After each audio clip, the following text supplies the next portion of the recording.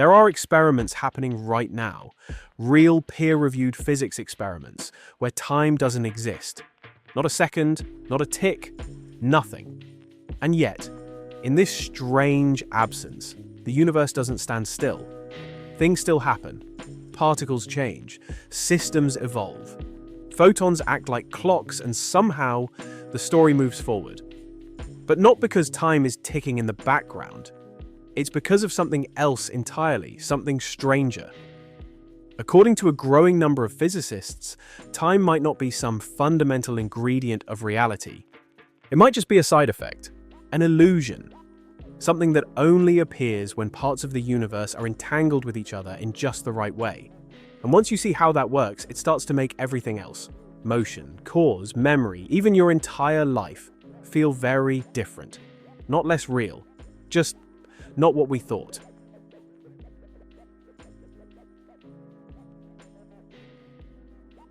You don't notice it in your day-to-day life, but physics has a serious time problem. It's not just a technical glitch in a few equations. It's a contradiction sitting right at the center of two of our most successful theories of reality. On one hand, you have Einstein's general relativity, a brilliant and precise model of how gravity works and how objects move through space. In this view, time isn't a constant flow ticking away in the background. It's part of a flexible fabric. It bends and stretches depending on how fast you're moving or how close you are to something massive. A clock on a mountain runs faster than a clock in a valley.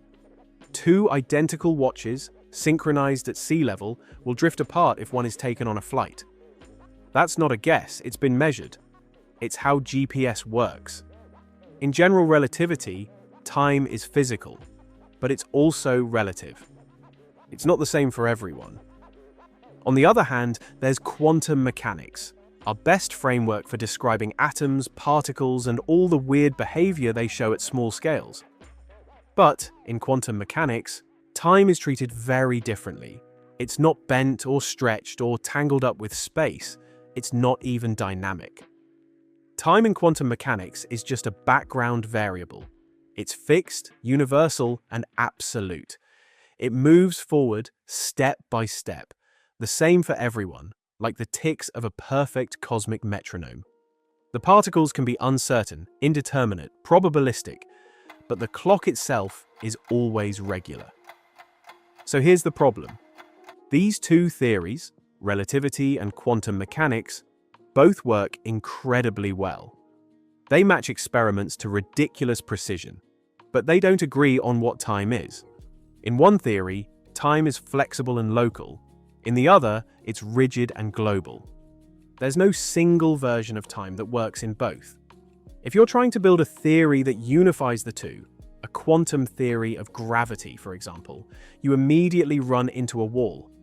Which version of time are you going to use? They can't both be right. Physicists have been stuck on this for decades. Try to write down the equations for quantum gravity, and one of the first things you notice is that time disappears, literally. In some formulations, like the Wheeler-DeWitt equation, the variable for time doesn't even show up. You're left with a system that somehow describes everything, but doesn't evolve. It's as if the universe, at the deepest level, isn't running forward in time, it's just sitting there, completely still.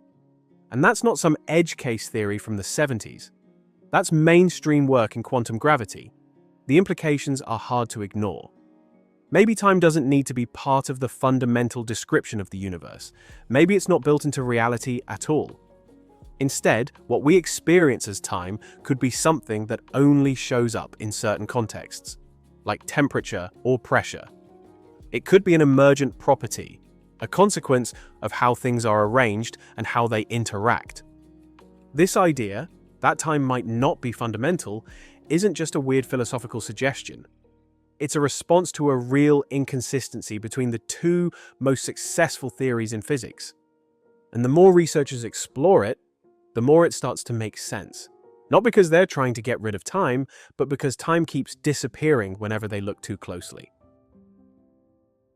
We've just talked about a reality where time might not be real in the way we think, where everything we experience, change, progression, memory, might just be patterns in entanglement.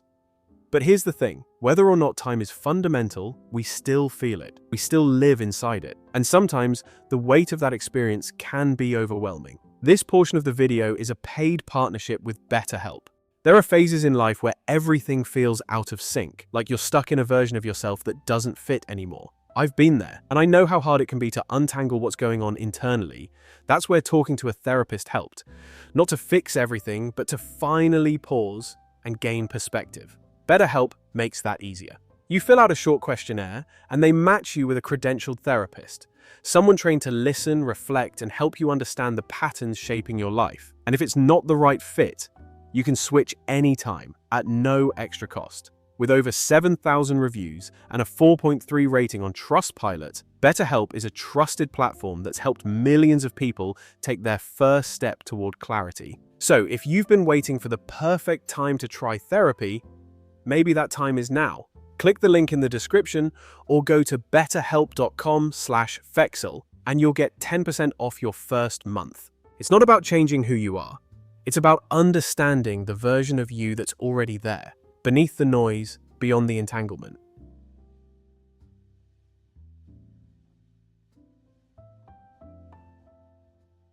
In the early 1980s, two physicists, Don Page and Page-Wootters, published a theory that still makes most people pause and reread it twice.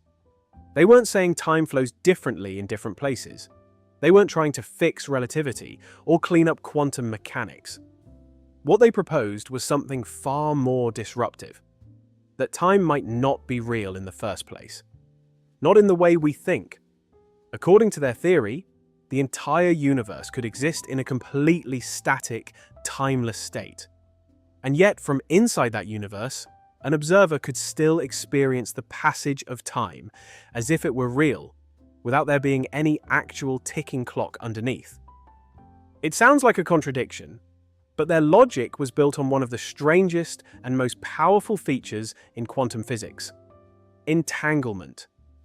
In quantum mechanics, entanglement describes a situation where two or more systems become so deeply connected that the state of one can't be described independently of the other. You can't talk about particle A without referencing particle B. They're not just coordinated, they're part of a single mathematical whole. Page and Wootters asked a bold question. What if the evolution we normally describe using time, the way particles change, the way systems develop, wasn't driven by some background clock at all? What if it only appeared to happen when one quantum system was entangled with another system that we treat as a clock? To test that idea, they built a simple model. Imagine a closed quantum system that contains both a clock system and the rest of the universe, a particle. Globally, the system doesn't evolve. There's no time variable applied from outside. But if you look at one part of the system, say the particle, and compare it to the other part, the clock, something strange happens. The particle appears to evolve relative to the clock. Even though from the outside, nothing has changed. The entire system is frozen, but inside it, relative motion and progression emerge purely through entanglement. That was the key insight. Time, in this view, is not something applied from the outside. It's not a stage on which the universe acts. It's a correlation. It shows up only when one part of the system is used to measure another. The illusion of time comes from the way subsystems are entangled. There is no flow, no universal ticking mechanism. The system as a whole is completely static. But within it, observers can still register change, make predictions, and perceive what feels like a moving present. Page and Wootters weren't just speculating. They used real mathematics to show how this kind of relational time could be constructed within the framework of quantum theory. Their model produced dynamics, meaning systems that change, in a way that looked exactly like the traditional Schrödinger equation, the backbone of quantum mechanics. But crucially, it didn't rely on an external time variable. Everything evolved relative to the clock inside the system. Time wasn't assumed, it was built from relationships. This approach was radical, and for a long time it was mostly overlooked. It didn't fit with the dominant narrative in physics, and it was hard to test. There was no obvious experiment in the 1980s that could isolate quantum systems like this and observe entanglement-generated time in action. The theory sat quietly, largely theoretical, waiting for technology to catch up. But its logic remained intact. It didn't require new physics. It didn't break any rules.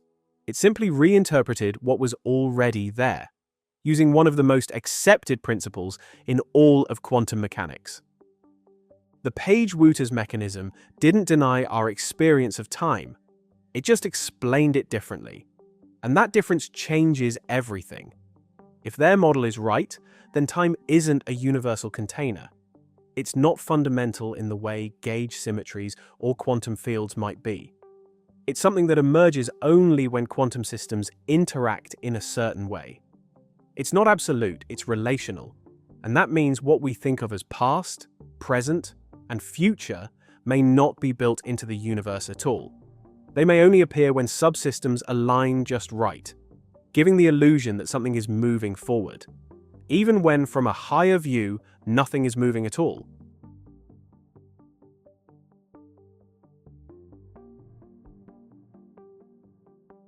For decades, the Page-Wootters mechanism was treated as an interesting but purely theoretical model. It wasn't dismissed, but it wasn't widely adopted either. The problem wasn't with the logic, it was with the technology. Testing something like this required an environment that most labs simply couldn't create in the 1980s or even the 1990s.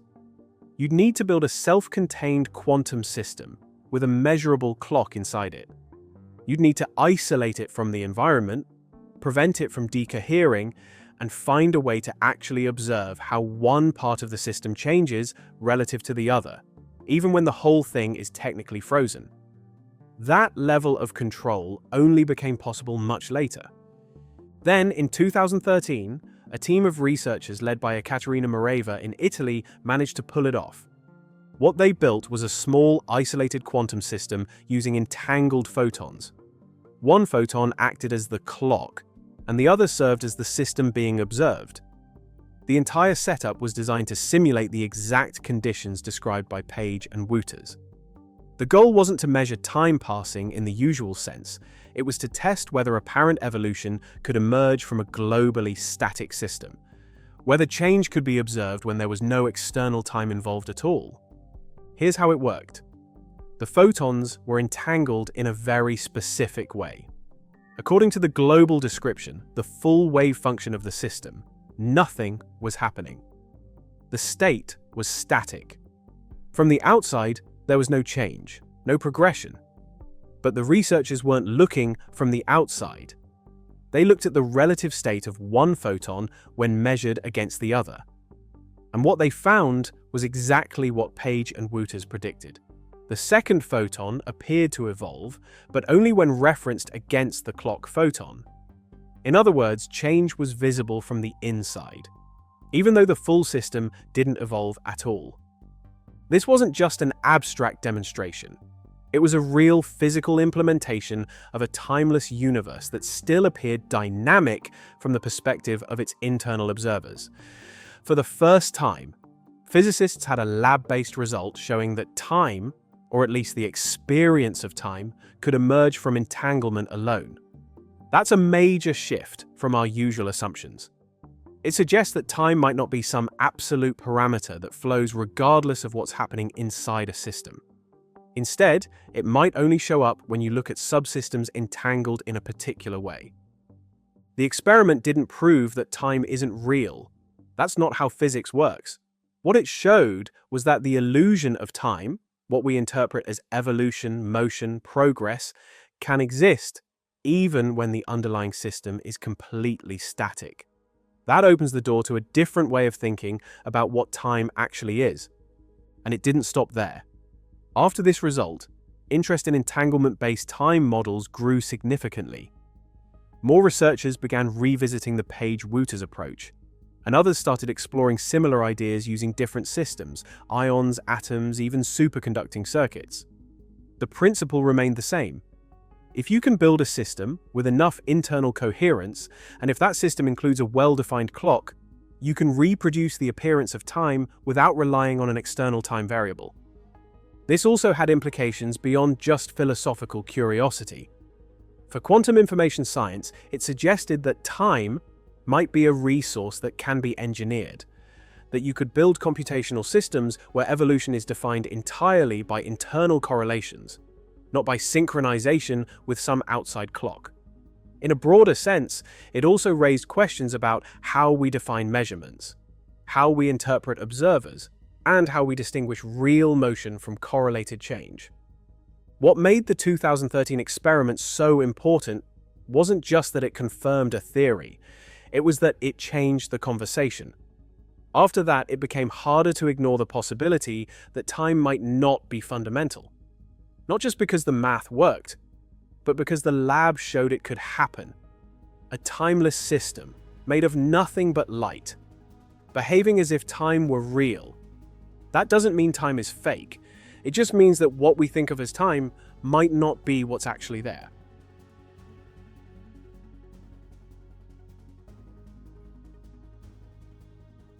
Most people first hear about quantum entanglement as a kind of weird party trick of physics. Two particles separated by vast distances somehow knowing what the other is doing. Einstein famously called it spooky action at a distance. And for years it was treated as a curiosity that didn't have much practical impact outside of thought experiments. But that's changed. Entanglement has gone from an odd feature of quantum theory to one of its most central pillars. It's no longer just a way to describe correlation. It's become the organizing principle of many modern theories about how the universe itself works. In the context of quantum mechanics, entanglement doesn't just mean connected, it means that the states of two systems are not independent. They are described by a single, unified, mathematical object, the combined wave function of both. If you try to write down the state of just one system without referring to the other, you lose essential information. This is different from classical correlation. For example, if two socks are in a drawer and you know one is red, you instantly know the other isn't. But quantum entanglement is deeper. It's not just shared knowledge, it's shared identity across systems. This becomes especially relevant when we ask questions about time. In the Page-Wootters model and similar approaches, time isn't something that exists outside the universe. It isn't a separate dimension that ticks independently. Instead, it's built into the relationships between entangled subsystems. The universe, as a whole, doesn't need a clock. But observers within the universe, made of entangled matter, experience time because they are part of the entangled system. Their internal experience of change, of moments unfolding, emerges from the very structure of entanglement itself. What makes this work is the informational content locked in those entangled states. The clock and the system aren't just running side by side. They're exchanging information in a way that makes one define the other. If the state of the clock shifts in a predictable pattern, and the state of the system correlates with it, then, from the point of view of the observer, the system is evolving. It looks like time is passing. But there's no global parameter ticking away in the background. What they're seeing is a sequence of correlations. This doesn't mean entanglement replaces time, it means entanglement may be the reason we have time at all. And that idea isn't isolated to one corner of physics. In recent years, entanglement has started showing up everywhere. In quantum computing, it's what makes certain operations possible. In condensed matter physics, it explains exotic phases of matter. And in theoretical models of space-time itself, particularly in holography and quantum gravity, entanglement is emerging as a structural feature that could explain how space and time form in the first place. One of the most interesting consequences is that the flow of time may not be something fundamental to physics. It could be something approximate, something that appears when systems are sufficiently entangled in the right configuration. In this view, Time doesn't exist for everything. It only emerges when certain informational structures are in place. That means time isn't universal. It's local. It might not exist in systems that are too small, too isolated, or too weakly entangled. It might break down under extreme conditions, like near singularities or during the earliest moments of the universe. It also reframes how we think about observers in physics. In classical mechanics, the observer is an external agent who watches a system evolve in time. But if time is emergent from entanglement, then the observer is inside the system. Their experience of time is part of the entanglement pattern. They don't witness time passing, they participate in its construction. That changes how we model measurements, how we define evolution, and even how we think about consciousness in physical systems. Importantly, this is not a metaphor. This is precise mathematics applied to real systems. The correlations between entangled particles are not vague or mystical, they're measurable and they match predictions with astonishing accuracy. When researchers build entangled systems in the lab, they can map how one part changes in reference to the other. Those patterns aren't imposed, they're discovered. And when those patterns produce regular, predictable sequences, what you're seeing is the emergence of time itself, from nothing but correlation. What makes entanglement so powerful is that it doesn't rely on location, speed, or distance. It doesn't require a field or a force in the usual sense. It's not tied to geometry or motion. It's purely about structure, about how systems are defined in relation to one another. That structure is what allows time to exist for the things inside it. And that means the passage of time, as we experience it, might be less about a fundamental property of the universe and more about the shape of information between quantum states.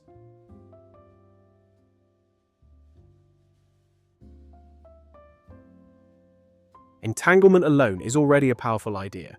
It can explain how systems evolve without needing external time. But once gravity enters the picture, everything gets more complicated and more interesting.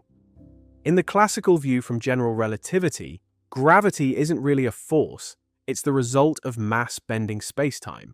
And that curvature affects how time flows. A stronger gravitational field slows down time relative to weaker ones. We've confirmed this over and over. Atomic clocks placed just a few centimeters higher off the ground tick measurably faster than those lower down, thanks to the exquisite precision of modern timekeeping. These are not fringe experiments. They're precise, replicable, and well understood. But gravity's influence on time becomes even more intriguing when quantum mechanics gets involved. In quantum theory, every particle can be in a superposition of states, existing in multiple possible outcomes simultaneously until a measurement is made. Imagine a quantum clock that isn't just in one place in a gravitational field, but in a superposition of locations. According to general relativity, time flows differently at different altitudes. So now you have a single clock experiencing multiple time rates simultaneously. That sounds strange, but it's what you'd expect if both theories are right. Physicists have started to take this seriously. In 2019, researchers led by Magdalena Zick published results from an experiment that placed two atoms in different gravitational potentials and let them become entangled. The idea was simple. Observe how gravity affects their coherence, the delicate quantum property that allows particles to exist in multiple states. What they found was a measurable shift in how the atom's internal states evolved. And that shift lined up exactly with what you'd expect from gravity influencing the passage of time. In essence, gravity was distorting the quantum clock, not as a disruption, but as an active part of how entangled evolution occurs. This leads to a much bigger point. Gravity doesn't just warp space-time, it entangles clocks. And that entanglement changes how we define time between systems. The more precise your clocks are, the more sensitive they become to gravity's influence. And that influence isn't external. It becomes embedded in the information shared between quantum systems. That means you can't fully separate the passage of time from the gravitational environment. The ticking of the clock is no longer an isolated rhythm. It depends on the curvature of space-time, and that curvature, in a quantum view, depends on how mass and energy are distributed across the entangled network. Now extend this beyond two atoms. Think of every mass in the universe subtly shaping the entanglement structure of every other. What emerges isn't just a web of gravitational influence. It's a deeply interwoven structure where time, space, and information are all part of the same framework. Some models in quantum gravity now treat spacetime itself as a large-scale pattern formed out of entangled bits. In these models, distances and durations are not fundamental, they're emergent. They arise from the way quantum systems are entangled over large scales. One way to picture this is with the concept of a quantum reference frame. In classical physics, a reference frame is just a coordinate system. But in quantum mechanics, especially when entanglement and gravity are involved, reference frames become blurry. You can no longer say precisely where something is or how fast it's ticking without also specifying how it's entangled with the rest of the universe. If gravity shifts the clock rate at one location, and that location is in a superposition, then even the order of events becomes uncertain. You can't always say what came first, or even whether before and after makes sense in the usual way. This is not science fiction. Several recent proposals, particularly from researchers working on quantum gravity and space-time emergence, suggest that entangled clocks may be the only way to meaningfully define time in a quantum universe. One prominent study showed that if you treat time as something global, inconsistencies appear in the calculations. But when you allow for multiple entangled quantum clocks, each with its own locally defined evolution, those inconsistencies vanish. The math works better when time is relative and emergent, not absolute. There's another important consequence here. If gravity entangles clocks, then extreme gravitational environments, like black holes, could distort time not just by slowing it down, but by altering the entanglement structure itself. That could explain some of the puzzles we face in trying to reconcile black hole evaporation with information conservation. If the evolution of quantum states depends on how clocks are entangled, then understanding that process becomes essential for any theory that tries to unify gravity with quantum mechanics. This changes how we think about timekeeping in fundamental physics. In Newtonian mechanics, a clock was just a tool, a passive measure of time's passage. In relativity, clocks became local instruments affected by motion and gravity. But in the quantum gravitational picture emerging today, clocks are active participants in shaping what time is. Their entanglement defines the evolution of other systems. Their placement in a gravitational field shifts how those correlations evolve. And the relationships between them build the very geometry of space and time itself. What this suggests is that time is not a single river flowing through the universe. It's more like a network of local streams, each defined by entangled clocks, each shaped by gravity, and all woven together into the illusion of a continuous flow. And just like with entanglement alone, that flow might not be real in the deepest sense. It might only appear when we look from inside the system, when we, as observers, are part of the entangled structure that generates the experience of time in the first place.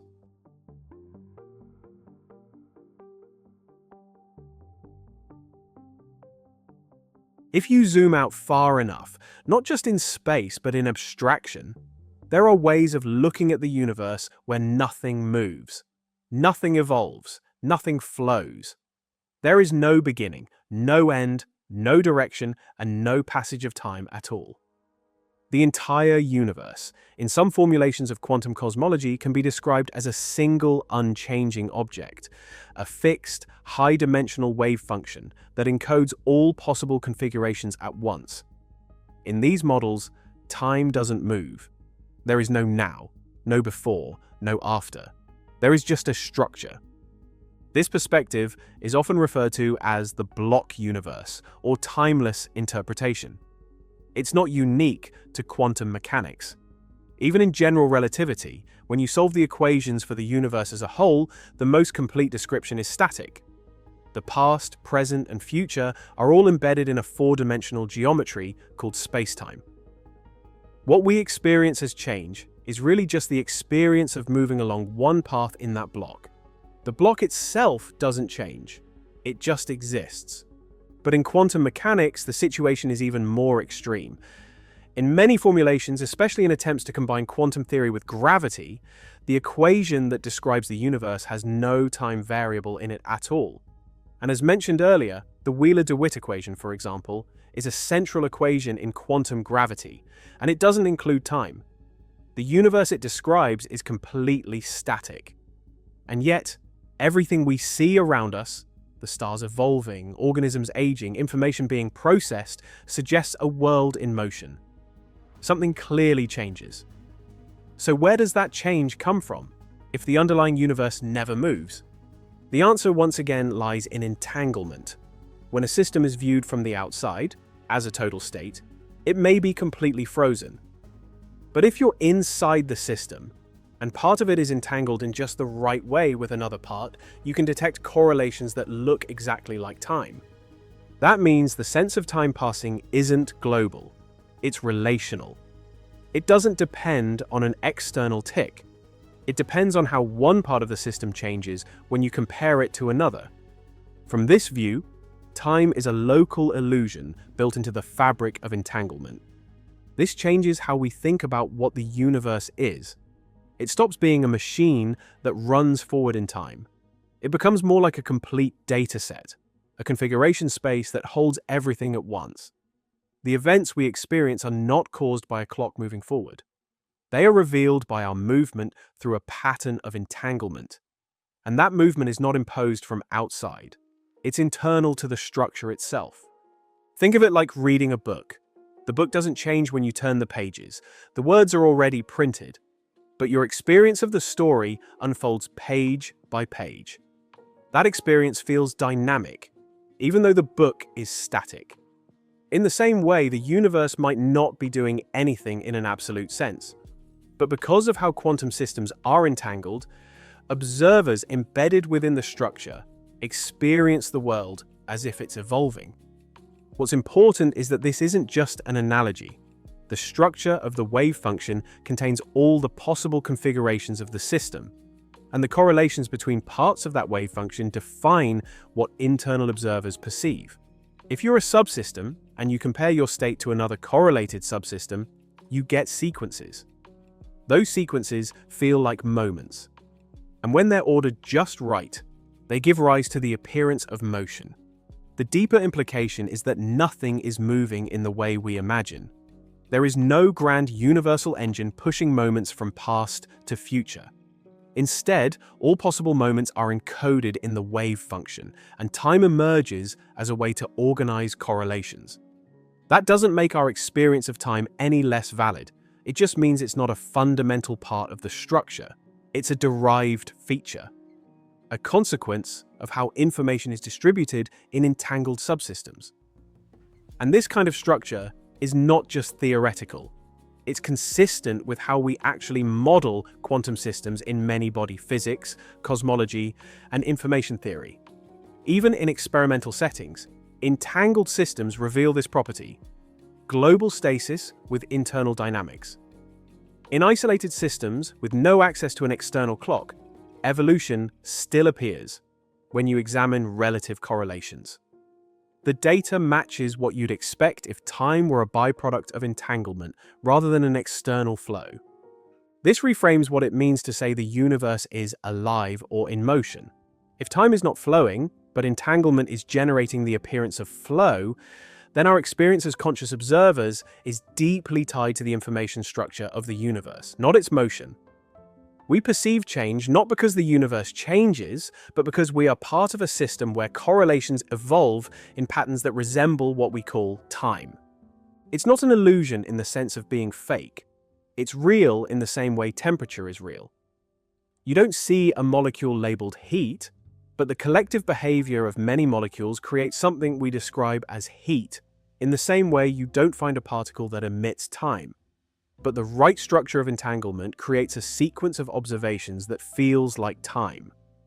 And that's enough to build the entire experience of a changing universe, from memory to motion to meaning.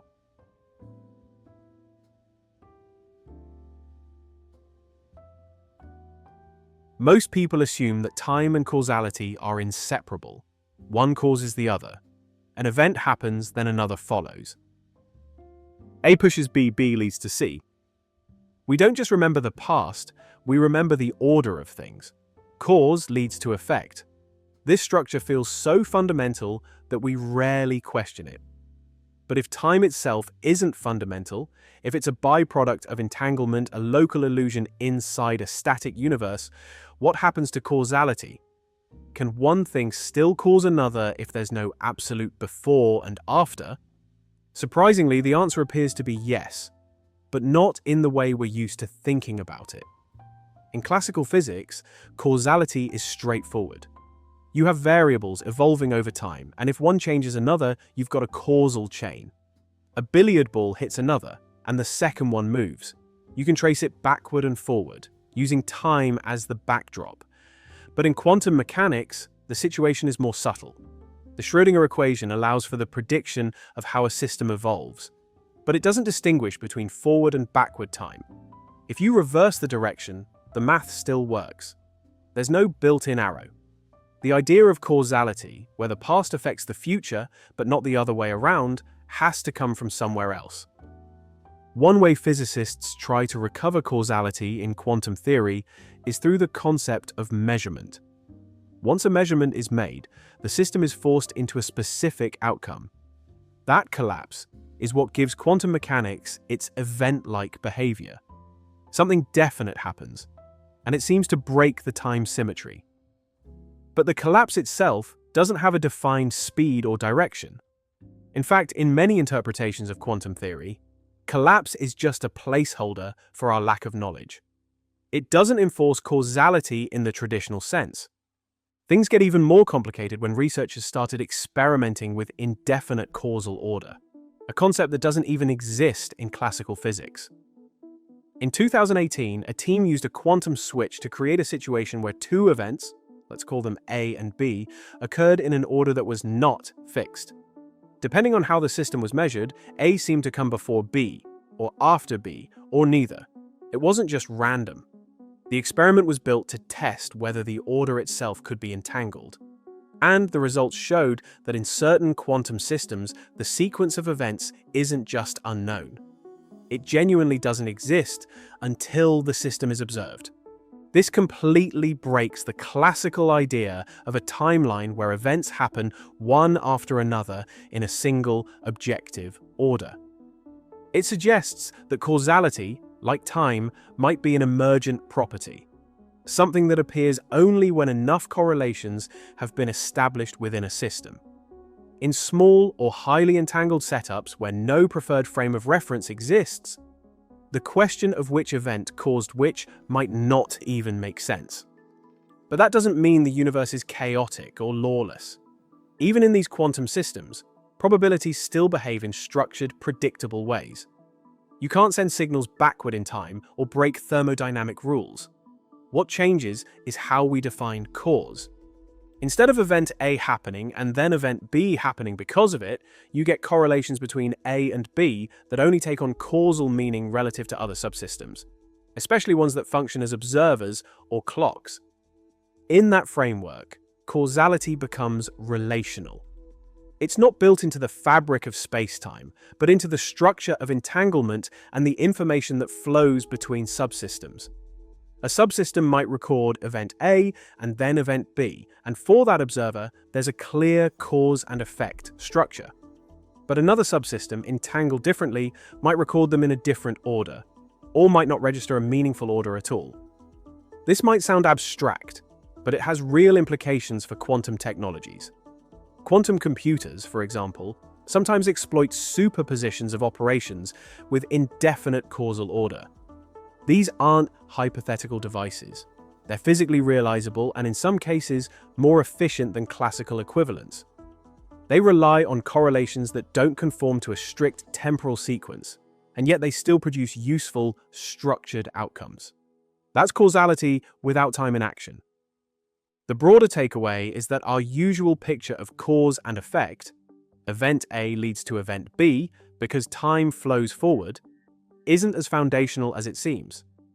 In a world where time may be an emergent property of entanglement, causality must also be emergent. It comes from the consistency of internal patterns, not from a universal clock. As long as the information exchanged between parts of the system preserves certain constraints, like no faster than light signaling and consistency across records, then the illusion of cause and effect holds together. It's not broken, it's just built differently than we thought.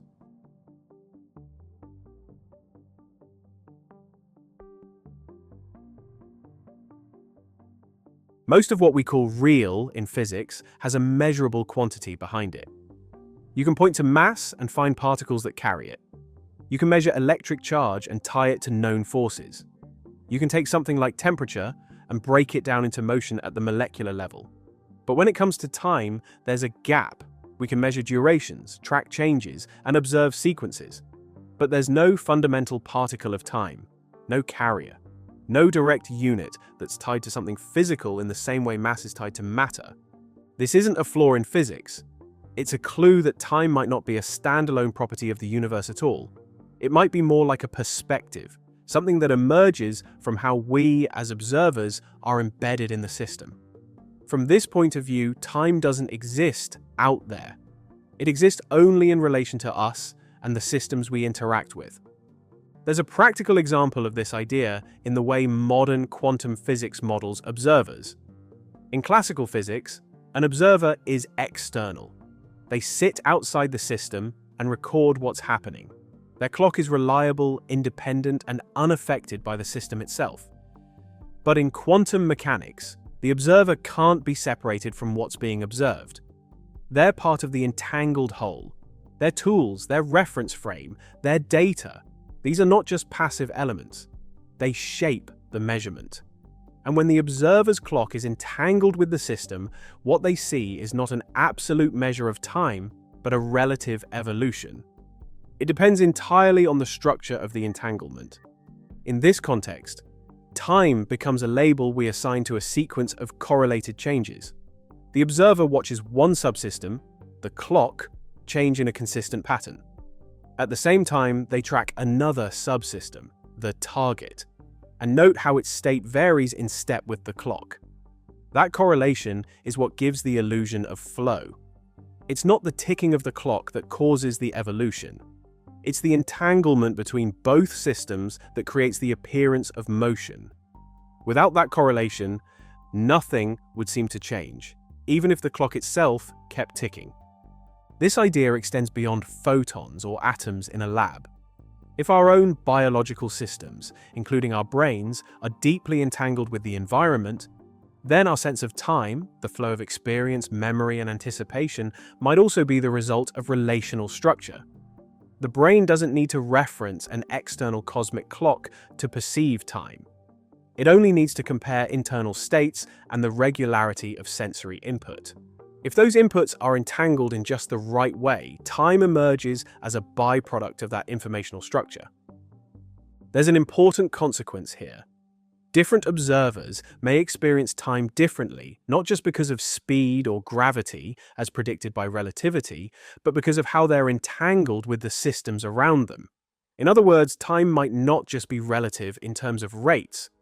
It might be relative in terms of existence. Some subsystems may experience a sequence of states that align with a temporal pattern, while others may not experience any meaningful change at all. In complex systems with many levels of entanglement, multiple overlapping times could exist simultaneously, each one valid from its own internal perspective. This isn't just a philosophical claim, it's backed by the structure of quantum mechanics.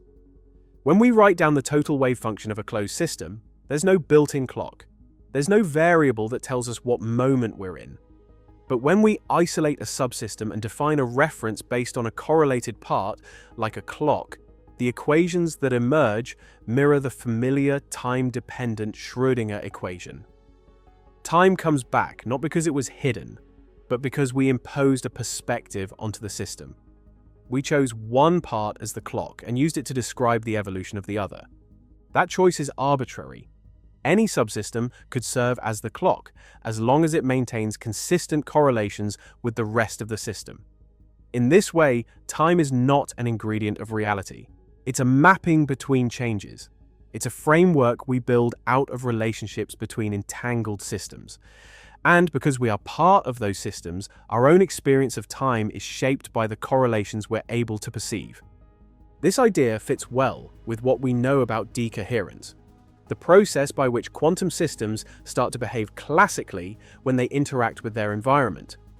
As systems decohere, they lose their ability to remain in superposition, and their behavior begins to match classical expectations.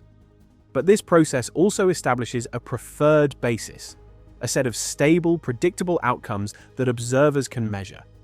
That basis includes the apparent flow of time. Once decoherence has locked in correlations between systems, sequences emerge, and those sequences define the observer's perception of cause, memory, and change. From the outside, none of this has to be real. A global observer with access to the full wave function would see a static system. No past, no future, just a massive, entangled state. But from within, observers see time. They see cause. They see motion. They see a universe that evolves, not because it's actually evolving, but because the information available to them is ordered in a way that produces that impression. That impression is consistent, it's reliable, it matches predictions. It even works with thermodynamics. As long as entropy increases along the entangled path of states the observer follows. But it's still a perspective. It doesn't prove that time exists outside the system.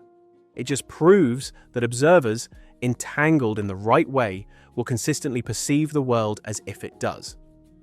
This reframing of time, from an independent background variable to an emergent structure built from correlations, opens the door to a completely different way of understanding physical law. It shifts the emphasis from what exists out there to what can be known from within. And in doing so, it suggests that many of the most basic features of our experience, motion, memory, sequence, even the idea of progress, may not be built into the fabric of reality, but into the way we participate in it.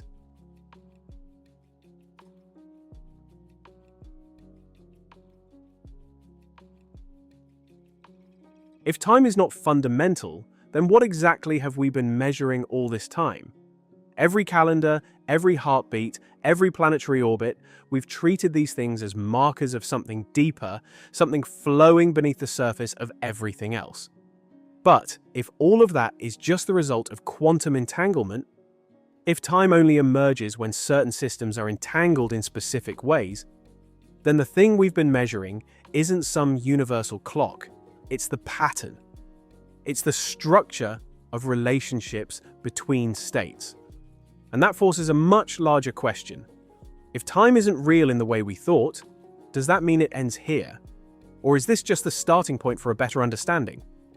Physics doesn't typically deal in final answers. What we call the end of something often turns out to be a reframing. It's not that time stops existing. It's that we stop needing it as a basic assumption. Instead of starting our models with a time variable already in place, we begin with systems and their correlations. And time becomes one of many patterns that can arise from those correlations. It's a shift from seeing time as a given to seeing it as a result, from something imposed to something generated. This isn't just theoretical. It affects how we build models, how we simulate physical systems, and how we interpret experiments. In quantum computing, for example, time doesn't always show up in the way you'd expect. Some computations are modeled entirely through unitary transformations, operations that evolve quantum states without needing a ticking clock. The outcome is based on the steps taken, not how long they took. That kind of logic is becoming more common across physics, especially as researchers explore timeless formulations of quantum mechanics.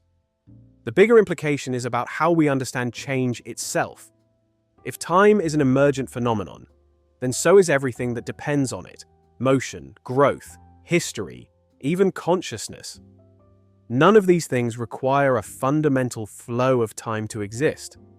They require consistency. They require stable patterns across systems. And if those patterns come from entanglement, then the continuity we associate with being alive or experiencing moments could be rooted in something far more abstract than ticking seconds. It could be the brain, as a subsystem, registering consistent correlations with its internal state and surroundings. That's all it would take to construct the appearance of time from the inside. This doesn't mean time is meaningless. On the contrary, it means that time might be more special than we thought. Not because it's a built-in feature of the universe, but because it's a feature that emerges only under specific conditions. And that gives it context. It explains why time behaves the way it does here, in our part of the universe, but might behave very differently, or not appear at all, under different physical circumstances. It's not universal, it's situational. Just like temperature doesn't make sense in a single particle, time might not make sense in a system without entanglement. This also opens up new ways to think about the beginning of the universe. If time is emergent, then the idea of a first moment might not apply in the way we usually imagine. The early universe may have had low entanglement or no meaningful subsystems to define a clock. In that case, time, as an experience, wouldn't have existed yet. It wouldn't have begun. It would have formed later as complexity increased and entangled structures emerged. The Big Bang might not have been the start of time, but the beginning of conditions where time could be perceived. At the other end of the spectrum, if the universe ever reaches a state of maximum entanglement, or if information becomes too diffuse to sustain structured correlations, then time could fade. Not dramatically, not with ticking clocks coming to a halt, but quietly, slowly, like a story reaching its last page, not because the pages ran out, but because there's nothing left to write. In that scenario, time doesn't end. It simply stops being meaningful, just as it wasn't meaningful before it began. So, is this the end of time? Not really. It's the end of time as a foundation, but it's the beginning of time as a phenomenon, something that can be studied, derived, and understood in terms of information, structure, and entanglement. It moves time out of the background and into the foreground, not as an absolute, but as an emergent piece of the puzzle. And in doing so, it opens the door to a deeper kind of physics, one where experience, observation, and interaction aren't just things that happen in time, but things that create it. That shift doesn't simplify the universe. It complicates it in the best possible way. Because it tells us that time isn't just ticking away in some invisible dimension. It's being built, moment by moment, through the way systems relate. And that means understanding time isn't just about seconds, or relativity, or cosmology. It's about structure, about correlation, about what it means to exist in a universe where even time might just be a side effect of being part of something larger.